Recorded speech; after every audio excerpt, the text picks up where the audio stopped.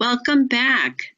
This is Lisa Swain again, and we're going to be talking now about high quality supportive environments. So this is the second part of Module 1, and let's get started. So let's take a look at the pyramid model. Again, we start with that yellow base, effective workforce, and that's you. And the fact that you're here doing this training means that you are trying to be the most effective caregiver you can. So I applaud you. The blue section is Tier 1. And when it says universal promotion, that means this is for all children. This supports your entire classroom and your families and your coworkers, all the support staff in your program. So we spent quite a bit of time talking about nurturing and responsive relationships. And now we're getting into the second part of those Tier 1 universal promotions, high quality supportive environments. You've heard from many of our Connecticut Pyramid partners about nurturing and responsive relationships and how that is the fundamental key to our classroom success. So now we're turning our attention to environments, and I'm going to ask you to take a moment to think about what environments means to you. If you had to write a definition of the word environment, what would it be?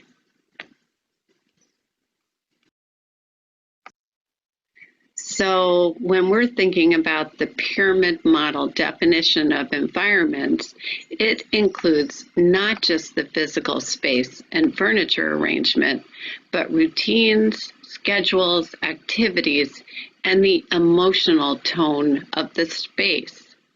So as a result of this session, we would like you to be able to describe the classroom practices that support all children in the preschool classroom. Design, schedule routines, transitions, and behavioral expectations. And again, reflection is really important. So we're encouraging you to reflect on how high quality supportive environments impact social emotional development in young children. So this session will focus on how the learning environment prevents challenging behavior and promotes social emotional development. You will learn to take a look at your environments through different lenses, the social emotional competence lens and challenging behavior lens. Our goal in this session is to investigate how the environment can be used as a powerful tool to promote social and emotional engagement and to prevent challenging behavior. So think across all the age groups of infants, toddlers, and preschoolers. And as we discuss environments designed to meet the needs of children, consider how you could serve all of the children with whom you work. So thinking about responsive environments, you are the one responsible for setting up the physical space, choosing the activities and playthings, and engaging in the interactions that make up the learning experiences for young children. Hello, and welcome to this short presentation on managing the classroom, designing environments. It's all a part of helping children achieve school readiness and success in school and beyond. Let's look at it from a child's perspective. We want children to feel safe and comfortable in the classroom. We want them to be interested in the learning activities and to take full advantage of being at school, and take full advantage of the activities you've planned and the materials you've selected. It can be helpful to get down at a child's level and take a look at the classroom. Does it feel welcoming and inviting? Is there enough room to move, make choices, and stay involved with a toy or activity or project? And does the room help the child know what to do and what's expected? There are all sorts of classrooms. They differ by size and shape, amount of light and wall space, placement of sinks and counters, and amount of storage. Figuring out how to design the physical space and to maximize children's interactions within the space will take some time. Make a floor plan, move things around, take a look at other classrooms and see what works. Here are a few things to think about when designing your space and making it as workable as possible. Think about the number of interest areas or centers that you want or need for the group of children. Arrange the space so that noisy areas are separated from quiet areas. Locate centers next to needed storage or equipment. Use furniture or other items to provide boundaries. But make sure that the adults can see all of the areas of the room. Make a space for the whole class to gather as well as areas for smaller groups to work and play. Think about traffic patterns. Plan so that children can move easily from space to space, but also discourage running and wandering. It will take some time and creativity to make it all work. The learning materials, toys, and other objects and equipment are also important. Once again, it takes careful thinking and planning to make the right selections. Ideally, all of the materials contained in a center or an interest area will support children's development and learning. So, think about how the materials relate to lesson plans and learning goals. Make sure they are culturally relevant and meaningful to children's lives. Provide sufficient variety and quantity, but not so much as to overwhelm the children. And plan for integration of learning across domains, as well as what you'll need to individualize for the children in your group. We include one more feature of the environment when designing the environment for maximum learning. Teachers want to be intentional about how they group children, whether it's a decision made in the moment or as part of lesson planning. Match the size of the group with the purpose of the activity. Think about the children who will be in the group. Young children need opportunities to participate and learn with the whole group, smaller groups, and they will thrive with a bit of one-on-one time with an adult. The purpose of this presentation was to provide an overview of the important aspects of designing an engaging and effective early learning environment.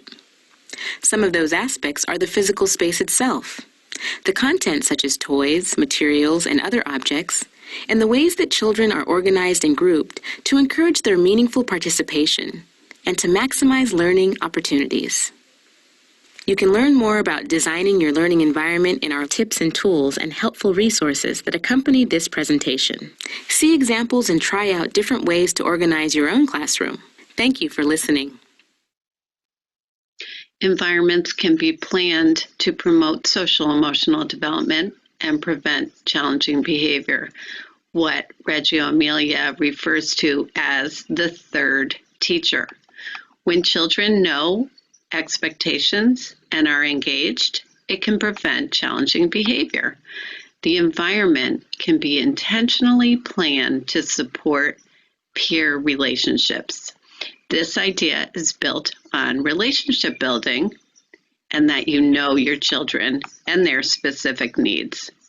When children are engaged with materials, a peer or an adult, they're less likely to be distracted, bored, or feel the need to exhibit challenging behavior. Well-developed, clear schedules and routines can also assist in keeping children engaged in the day's activities and the classroom community. This notion of engagement can be especially important when thinking about effective practices with older toddlers and preschoolers. Earlier, I shared some information about this document, Building Meaningful Curriculum. I talked about how it could be a resource related to Tier 1, Part 1 of the pyramid model, where the focus is on building nurturing and responsive relationships. This document also includes information that supports Pyramid Model Tier 1, Part 2, where we focus on high-quality supportive environments. When you discuss high-quality, supportive environments as a part of Pyramid Model, you'll focus on things such as physical design, environmental cues, schedules and routines, transitions, and promoting engagement during large and small group activities. The document covers areas related to these things as well, so we wanted to again highlight the intersection. Our goal is for you to be able to use a variety of resources and to understand how different resources and trainings you might encounter intersect and complement each other. When you build meaningful curriculum based on the Connecticut Early Learning and Development Standards, you are also building nurturing and responsive relationships with children and families and creating high-quality supportive environments. More specifically, as we think about high-quality supportive environments, I wanted to point out that this document includes a section related specifically to environment, materials, and scheduling. You'll be learning a lot of strategies related to the environment, materials, and scheduling in this and other Pyramid training and activities. Teachers spend a lot of time being very intentional about the environment. This includes the physical design and layout of the room, the building, outdoor spaces. This document includes some considerations when planning learning centers. It also includes some guidance around selecting materials for an early childhood classroom and things to consider when planning the daily schedule. The information in this document and the more specific strategies you'll learn as a part of the Pyramid Model training will complement each other. Finally, I wanted to spend a moment on promoting engagement during large and small group activities. There are many aspects to promoting engagement, and one is providing rich learning opportunities that are appropriate for the group and the individual children you're supporting. Using this document can help programs to ensure they're providing rich experiences that are both appropriately challenging and developmentally appropriate. Welcome to Pyramid Model Tier 1, Part 2, High Quality Supportive Environments. Today we're going to talk about environmental cues, schedules and routines, transitions, promoting engagement during large and small group activities, simple rules and expectations, and positive attention and feedback. My name is Beth Ann Virgin, and I work at the UConn Center on Excellence in Developmental Disability. And today I'm going to talk about environments. What is this environment telling children to do? So if we look at this picture of this classroom, what are some things that pop in your mind? Does this room have expectations of where children should be? We don't want to look at this picture and criticize, but we want to be thoughtful about what messages we're sending to children and how intentionally planning the environment can be supportive for them. And we know that environments definitely need to promote engagement and prevent challenging behaviors. So we look at this picture, and what is the difference that we see from the last slide to this slide? Well, first of all, we see a lot of visual cues. We see that the little footsteps by the door so children know where to stand. We see that there are partitions separating the centers so we know that children wouldn't be hanging around in those centers as they're standing up at the line to go out the door. We see that there's a stop sign, so that's telling children don't go beyond that door. So when we think about design 101 of a classroom, we talk about minimizing large open space and areas. We want to consider the needs of children with physical and sensory disabilities. We also want to use visual environmental cues to help children know what to do and consider how the environment can be arranged to prevent children behavior. I want you to think about yourself in your own classroom, and that you know really well, and how, if you looked around, are there any areas that you think you could change in your classroom? It is important that we start assessing the environment in a way that we know that acknowledges children must be engaged in those areas, and they're interested in order to know, till we know that children grow socially and emotionally. When we want to think about too is very important as we think about children with disabilities. We need to ask parents if they have ideas to make the environment more accessible for their child. And could it be more that a child needs space or they need clear defined space?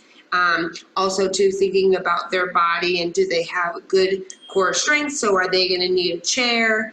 Are they going to need more space during circle time? Do we need to rearrange some of the chairs at tables? So those are all things we need to think about when we want to support all children.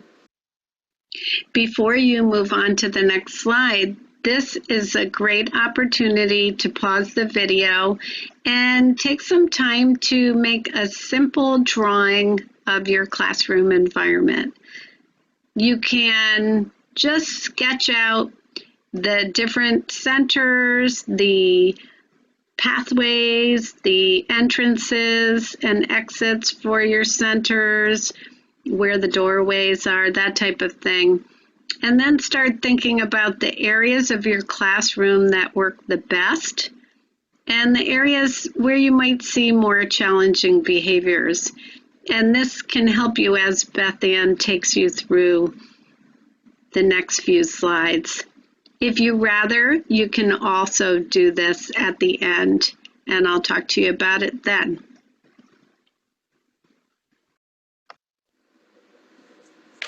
So meaningful and learning areas. So do we sit or we stand in the center of the room?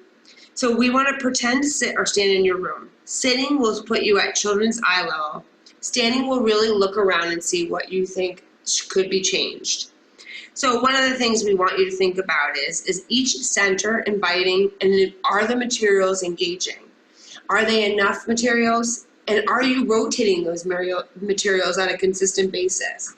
And is there a system in place for entering and exiting the centers?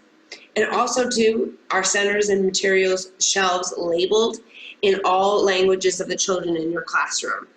So some examples of good room engagements that encourage social interactions between children is that we use peer placement during activities, such as putting peers with higher level communication skills next to a child that may be more nonverbal to serve as a peer model. Another great example is that teachers select and arrange and utilize materials that promote interactions between children. So if you have two children that have the same interest, so say building Legos, we would always put those kids together because it helps them be engaged. So a non-example we don't want to do in a room is the room is cluttered and it's making it difficult for children to use materials successfully appropriately. So are things piled on top of each other? Do children have to pull out things to try to find what they're looking for? And we want to make sure that materials are also meaningful and relevant to children's needs, interests, and also their lives. So let's look at these two writing centers. They're definitely very different. So what would you say are the strengths and the concerns of both of these writing centers? If you had a writing center in your classroom, how would you design, in which way would you talk about, how would you talk about the importance of boundaries around each of these centers? And consider the elements of the physical design as well. So intentionally considering how many children in a writing center, are there a lot of choices there for them to write with? So different pens, different crayons, different markers, different size papers, is there glue, is there tape? And then how well is it organized? 3 little fishies. Really fun. You know what I have for you? Can you give everybody, here they are, yeah, these, and everybody a fish. Now let's think. If Laura hands you something, there are some words you could say to her. Thank you. Yeah. Next time, can I read the Let's see. day? Yes, everybody will get a turn. That's why we have our helper chart. So we all get a turn. Okay, that should be enough.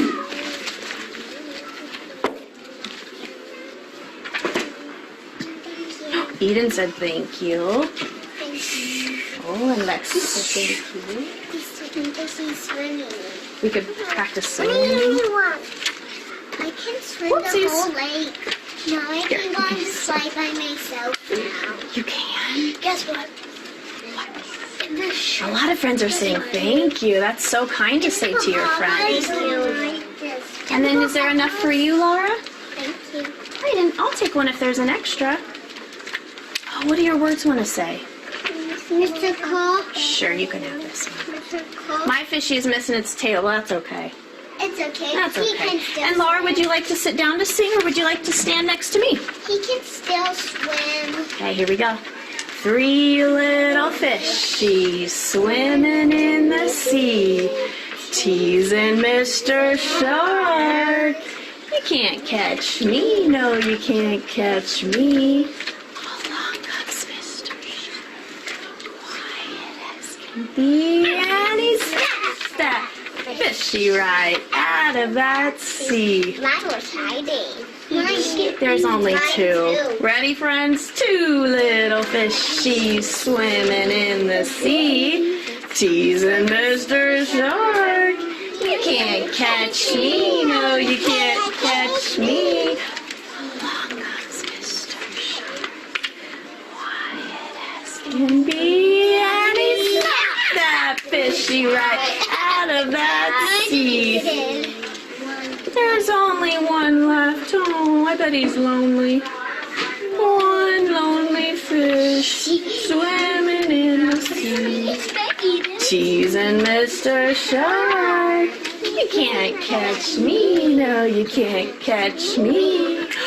Along comes Mr. Shark, quiet as can be, and he snapped that fishy right out of that sea.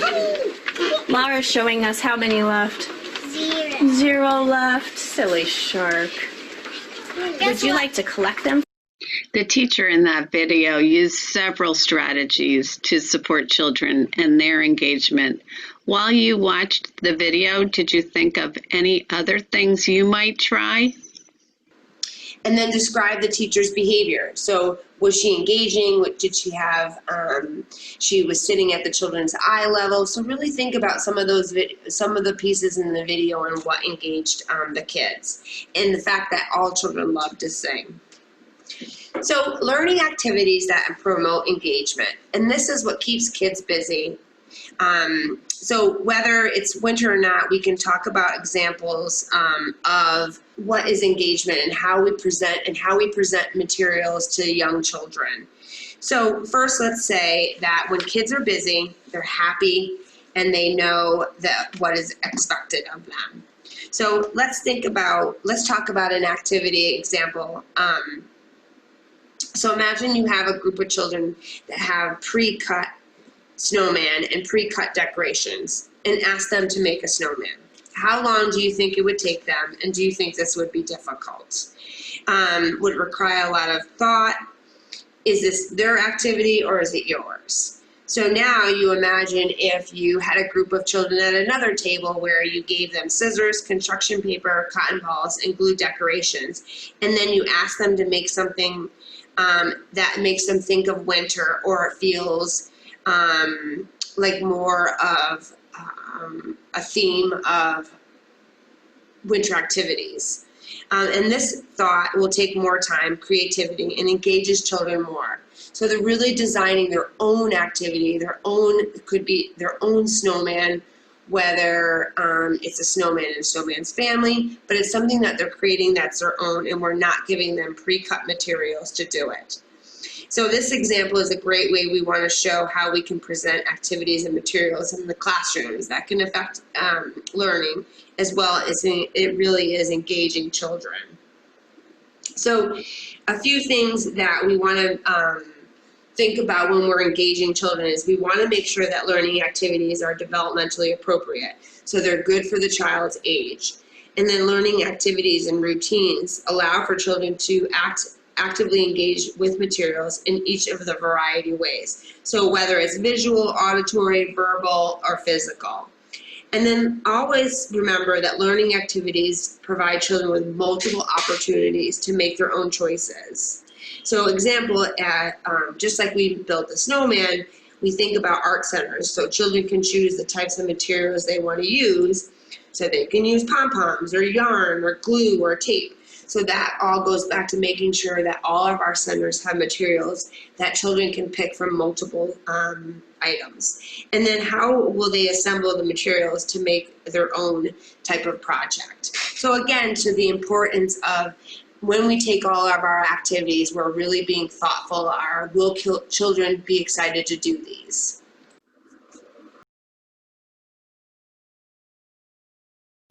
Open-ended and self-expressive materials promote positive behaviors. These are materials that can be used creatively and in many different ways. They allow children to express their feelings, and that leads to more positive behavior. And all children can be successful with these materials.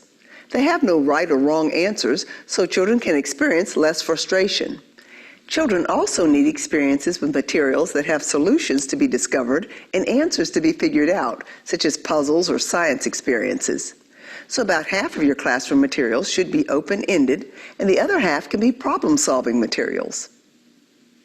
Now we want you to think about the kinds of materials you currently have in your classroom. What specific materials could you add to ensure you have a balance of open-ended and problem-solving materials? Activity 3A, Classroom Materials. Think about the materials in your classroom. Which materials are open-ended and self-expressive? Which are problem-solving materials? What kinds of materials do you need to add to ensure you have a balance?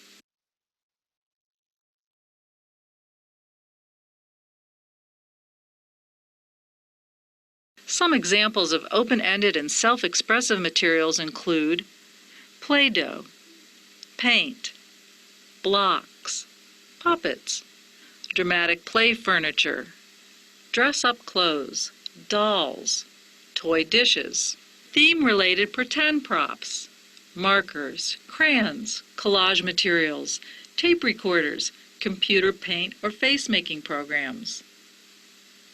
Some examples of problem-solving materials include puzzles, board games, counting materials, sequence cards, ordering boards, stringing beads, geoboards, pattern shapes, matching games, sorting trays, float and sink, experiments, feely boxes.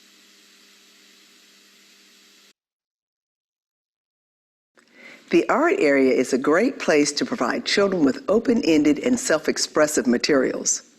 With these materials, children have the freedom to explore and make whatever they want. This type of open-ended art is different from the task-oriented art, where children are asked to make a specific item like a Valentine heart or a house. Those types of activities focus on making a product. Open-ended materials allow children to focus on the process rather than a pre-designated end product. Now we want you to think about the last 3 art activities you did in your classroom. Which were open-ended and which were product-oriented? Activity 3B, Art Activities. Think about the last 3 art activities you did in your classroom. Which were open-ended and which were product-oriented?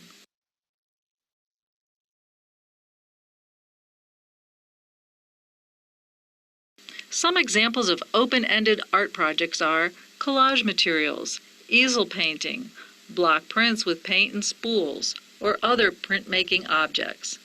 String painting with string dipped in paints and laid on paper.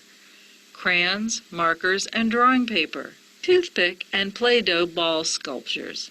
A paint program on the computer. Pasting shapes on paper. Tie-dye with food coloring and coffee filters. Some examples of product-oriented art activities include making identical pictures or designs from a teacher-made model, cutting out pre-drawn shapes, using color sheets or coloring books, creating identical holiday gifts for family members. So let's think some more about visuals and environmental cues. Just like when you park your car, the lines let you know where to park. So you don't need a parking attendant every time you go to a store to tell you exactly where to park. The lines let us know. We also know from the handicap picture not to park in that spot unless we actually need to. So visuals help adults all the time, and the same thing is true for children, but even more so. Instead of the teachers having to repeat themselves and always use their voice to tell children what to do, the visuals can let the children know.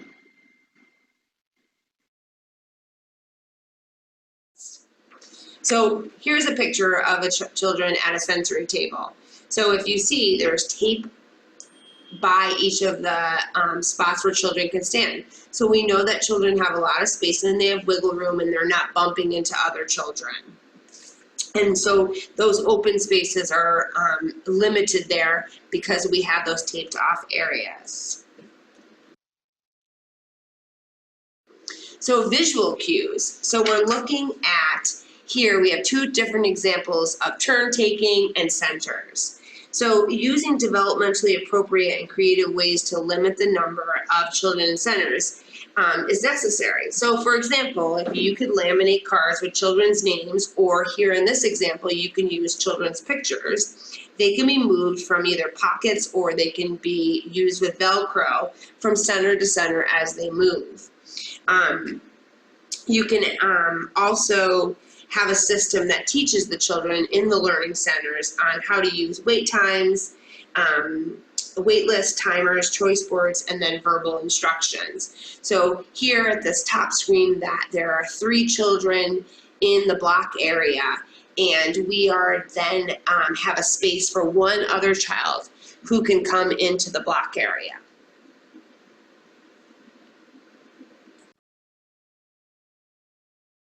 Classroom arrangement has a powerful effect on children's behavior. Let's take a look at 3 different ideas you can use to arrange your classroom to guide children's behavior. Creating clearly defined learning centers, arranging quiet centers apart from louder centers, and creating wide pathways among play spaces. Teachers can increase desirable behavior by creating clearly defined learning centers in the classroom, using partitions and dividers to separate learning areas. The ideal way to partition space is to enclose a center on 2 or 3 sides and to keep one side open, or at least partially opened, so the children can look in and see what there is to do, or can move in and out freely. In a study that I conducted, I used bookshelves and book display stands and dividers of different kinds to separate learning centers from each other, but also some learning centers from the rest of the classroom. And what I found was that this minor rearrangement of the classroom led to greater play involvement. Children were less distracted by some of the other things going on in the classroom. It led to more positive interactions with peers, and there was less running across the whole length of the classroom. While many teachers use shelves or walls to create clearly defined centers, here is an example of how a teacher used hanging pictures as a way to define a learning center. The next idea is to arrange quiet centers apart from louder centers. This helps children who are working in a quiet area focus on what they're doing and not be distracted by what might be going on in a noisier area. It also allows children in a more active center to be a little louder without bothering anyone. Let's look at quiet and loud centers in different classrooms. In these classrooms, learning centers are arranged in an organized way and are partitioned with shelves or dividers to lessen distractions.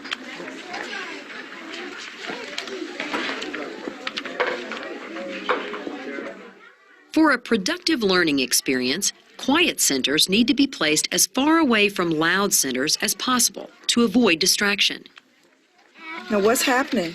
He ate 1 apple. 1 apple. What would happen if quiet centers were placed next to loud centers? It's like a girl. No! I heard that.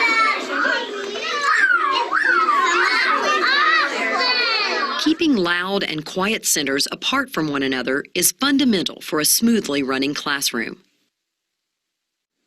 When quiet centers are placed away from louder ones, children remain focused and are less distracted. Now, we want you to think about the quiet and loud centers in your classroom. Are the quiet centers away from the louder ones? Are there any centers which might need to be moved? Activity 2A, Quiet and Loud Centers. Create a list of the centers in your classroom. Write Q next to the quiet centers and write L next to the loud centers. Now consider, are the quiet centers placed together and away from the louder centers? Make a note of any centers which might need to be moved.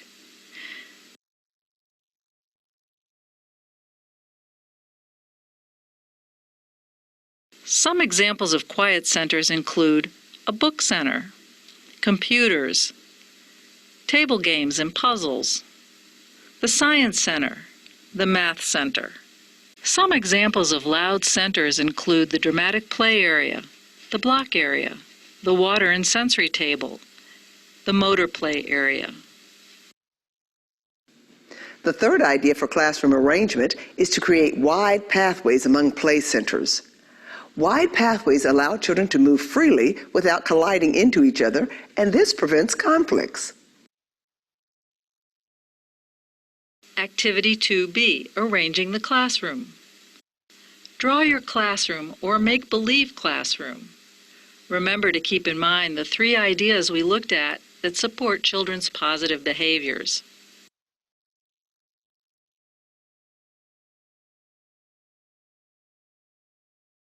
Your room arrangement is something that you should review on an ongoing basis. As children's needs and interests change and develop over time, you might need to adapt your space to accommodate those changes. We are going to take a breath break now and give you some time to think about your own environments. What are the biggest successes you have in your classroom? You can even take this time to draw a picture of your classroom environment with all of the centers and where your tables and chairs are. You can also do the floor patterns, where the entrances to the centers are. And when you're finished, you can put an X near any of the areas that maybe have some more challenging behaviors. Maybe it's the block center. Perhaps it's a center where the children all want to be going to and there's just not enough space for everyone. Do you have a center where no children want to be choosing that as a place to go during free choice? So think about your room and be very concrete. It doesn't matter if you're artistic in your drawing. It just matters that you're reflecting on the different areas of your classroom. When we return, we're going to look at examples of visual cues and other supports for children as they manage classroom routines.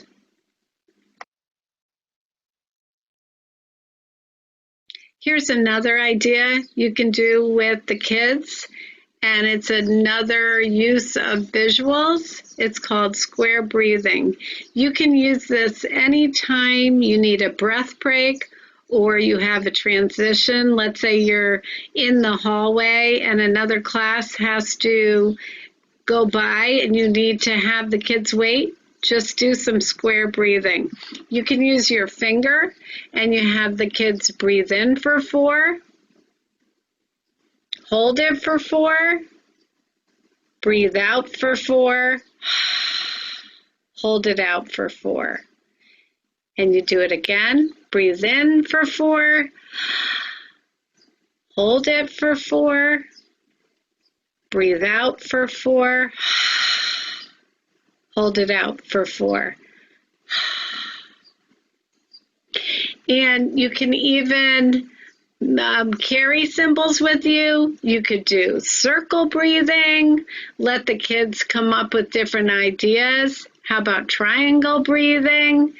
And whatever it is, you can just do it with your finger. If you need to count the breaths, so if you need to go breathe in for 4, hold for 4, Breathe out for 4. Hold out for 4. All these things are just ways to keep the kids engaged, especially during transition time. And this way of breathing is really relaxing for you and the children.